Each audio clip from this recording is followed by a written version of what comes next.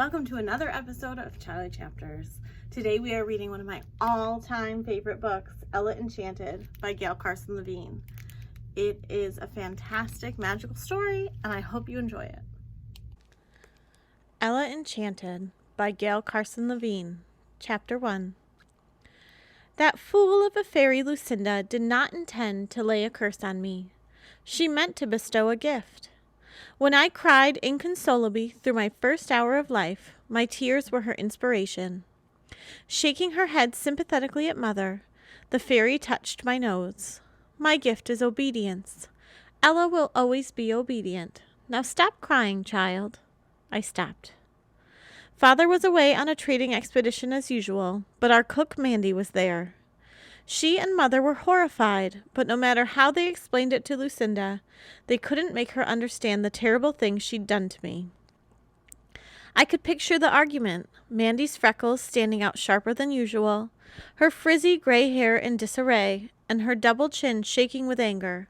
Mother still and intense, her brown curls damp from labor, the laughter gone from her eyes. I couldn't imagine Lucinda. I didn't know what she looked like. She wouldn't undo the curse. My first awareness of it came on my 5th birthday. I seem to remember that day perfectly, perhaps because Mandy told the tale so often. For your birthday, she'd start, I baked a beautiful cake, 6 layers. Bertha, our head maid, had sewn a special gown for me. Blue as midnight with a white sash. You were small for your age even then, and you looked like a china doll, with a white ribbon in your black hair and your cheeks red from excitement.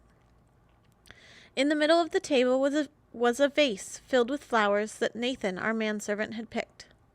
We all sat around the table. Father was away again. I was thrilled. I had watched Mandy bake the cake, and Bertha sew the gown, and Nathan pick the flowers. Mandy cut the cake. When she handed me my piece, she said without thinking, "Eat." The first bite was delicious. I finished the slice happily. When it was gone, Mandy cut another. That one was harder. When it was gone, no one gave me more, but I knew I had to keep eating. I moved my fork into the cake itself. "Ella, what are you doing?" Mother said. "Little piggy," Mandy laughed. "It's her birthday, lady. Let her have as much as she wants." She put another slice on my plate. I felt sick and frightened. Why couldn't I stop eating? Swallowing was a struggle. Each bite weighed on my tongue and felt like a sticky mass of glue as I fought to get it down. I started crying while I ate. Mother realized first.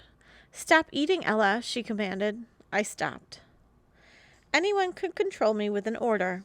It had to be a direct command, such as "put on a shawl," or "you must go to bed now."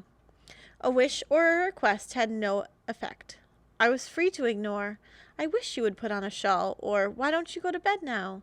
But against an order, I was powerless.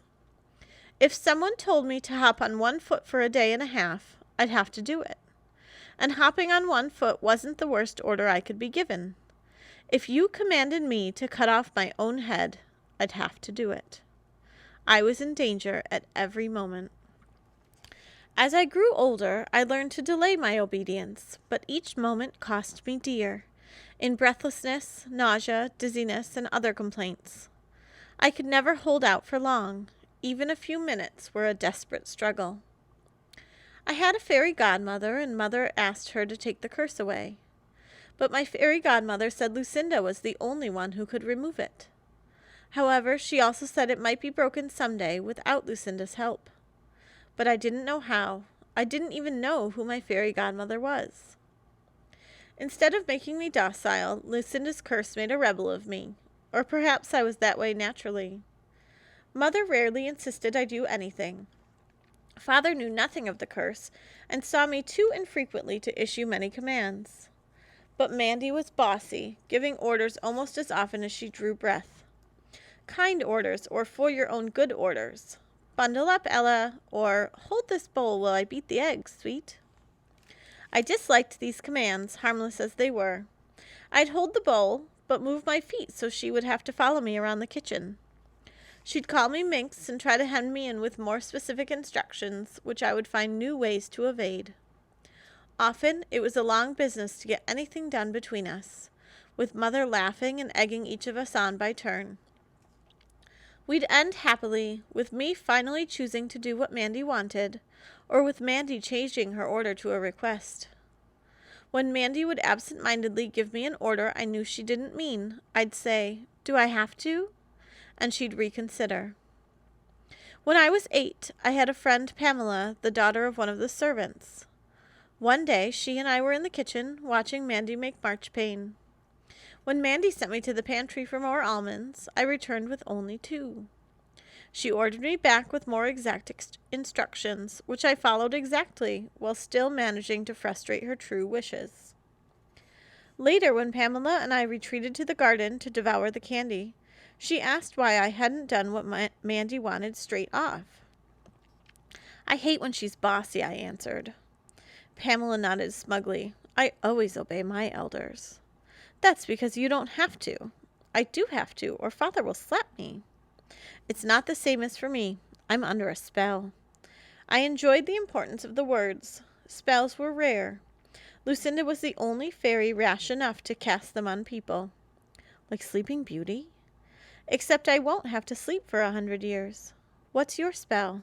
I told her. "If anybody gives you an order, you have to obey, including me?" I nodded. "Can I try it?" "No." I hadn't anticipated this. I changed the subject. "I'll race you to the gate." "All right, but I command you to lose the race." "Then I don't want to race." "I command you to race, and I command you to lose." We raced. I lost. We picked berries. I had to give Pamela the sweetest, ripest ones. We played princesses and ogres. I had to be the ogre. An hour after my admission, I punched her. She screamed, and blood poured from her nose. Our friendship ended that day. Mother found Pamela's mother a new situation far from our town of Frel.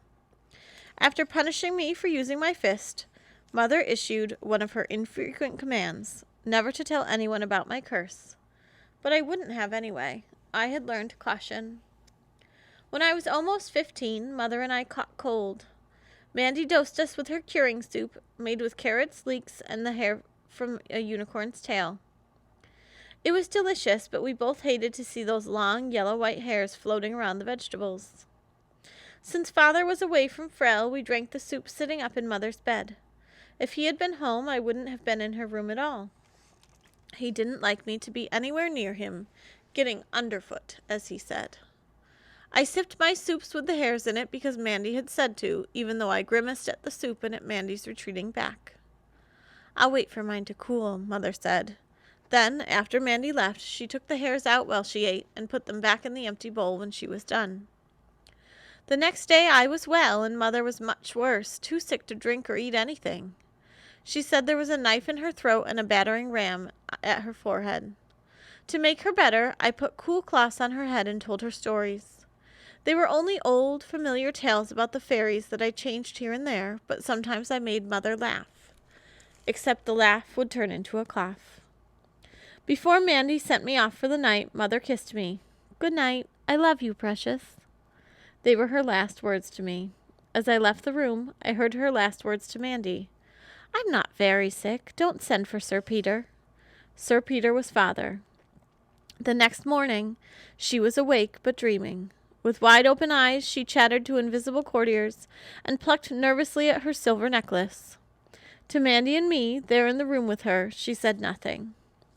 Nathan, the manservant, got the physician, who hurried me away from Mother's side. Our hallway was empty. I followed it to the spiral staircase and walked down, remembering the times Mother and I had slid down the banister.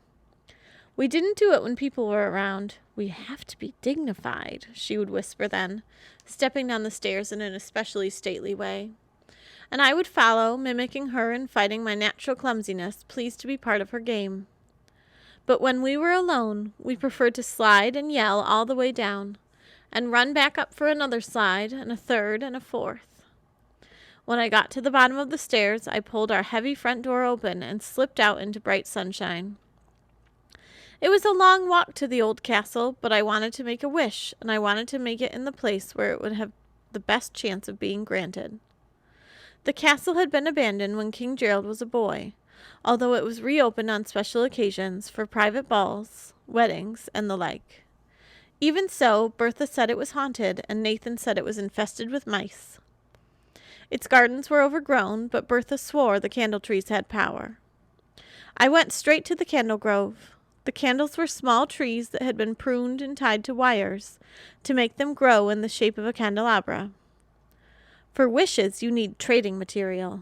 I closed my eyes and thought, if Mother gets well quick, I'll be good, not just obedient. I'll try harder not to be clumsy, and I won't tease Mandy so much. I didn't bargain for Mother's life because I didn't believe she was in danger of dying. And that's it for the first chapter of Ella Enchanted by Gail Carson Levine. If you enjoyed it and want to read more, you can come check it out at the library or check it out as an ebook on our ebook collection. Have a good day.